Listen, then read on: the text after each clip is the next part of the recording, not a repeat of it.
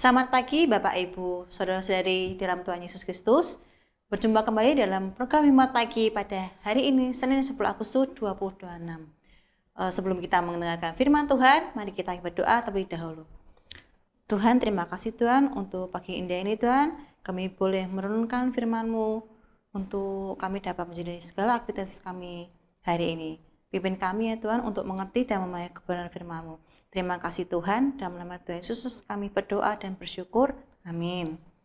Hikmat pagi hari ini akan dibawakan oleh Saudari Eva Celia Otniel dengan tema Diciptakan untuk Bersekutu. Bacaan terambil dari Kejadian 2 ayat 18, demikian bunyinya. Tuhan Allah berfirman, tidak baik kalau manusia itu seorang diri saja. Aku akan menjadikan baginya penolong yang sepadan dengan dia. Demikian sabda Tuhan, syukur kepada Allah.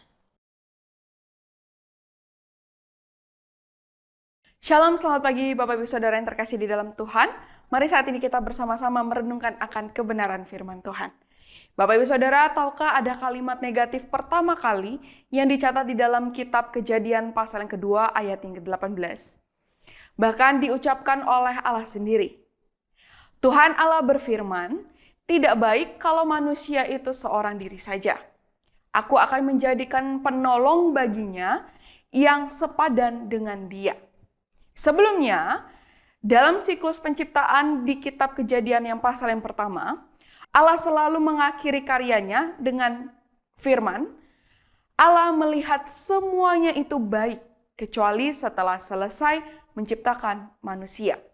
Alkitab mencatat, maka Allah melihat segala yang dijadikannya itu sungguh amat baik. Kejadian pasal yang kedua, ayat yang ke-31. Pernyataan Tuhan Allah ini menunjukkan bahwa rancangannya sejak semula untuk manusia adalah diciptakan sebagai makhluk sosial yang membutuhkan persekutuan dengan Allah secara vertikal. Dan persekutuan dengan sesama secara horizontal untuk dapat bertumbuh dan hidup utuh. Dengan kata lain, satu kalimat tersebut menegaskan bahwa Tuhan tidak menciptakan manusia untuk hidup dalam isolasi diri maupun sosial, melainkan hidup dalam persekutuan dengan sesama. Dia tidak ingin manusia memikul beban hidup seorang diri. Seorang manusia membutuhkan keluarga, sahabat, dan rekan seiman di dalam lingkungan untuk saling mendukung, mendoakan, dan dalam menanggung beban. Sebagaimana juga ditegaskan oleh Rasul Paulus di dalam Galatia pasal yang ke-6 ayat yang kedua dengan berkata demikian, bertolong-tolonglah menanggung bebanmu, demikianlah kamu memenuhi hukum Kristus.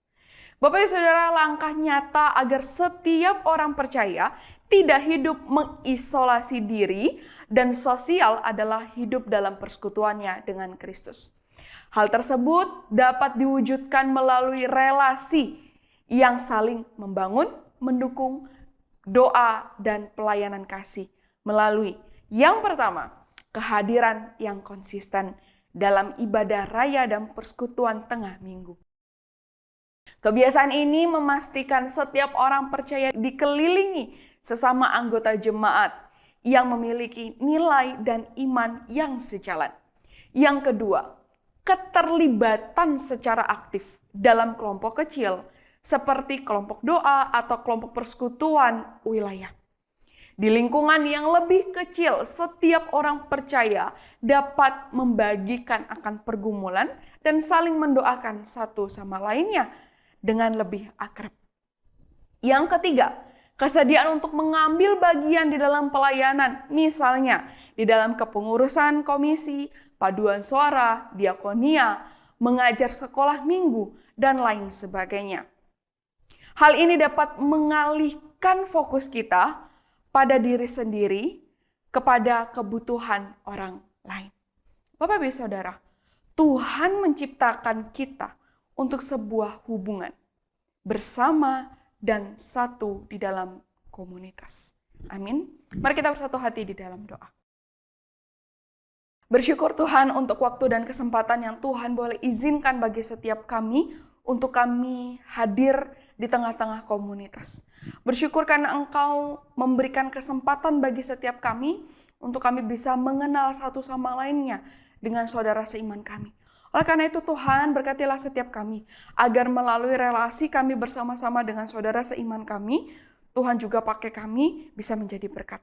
Dan saat ini Tuhan, kami mau melanjutkan akan setiap kegiatan aktivitas kami. Kiranya Tuhan yang menyertai kami, baik kami yang akan bekerja, baik kami yang akan studi, bahkan kami yang akan melanjutkan setiap kegiatan aktivitas kami dalam satu hari ini. Dan hanya di dalam nama Tuhan Yesus Kristus kami berdoa dan mengucap syukur. Amin. Bapak Ibu Saudara, selamat melanjutkan aktivitas di dalam satu hari ini. Tuhan Yesus memberkati kita semua.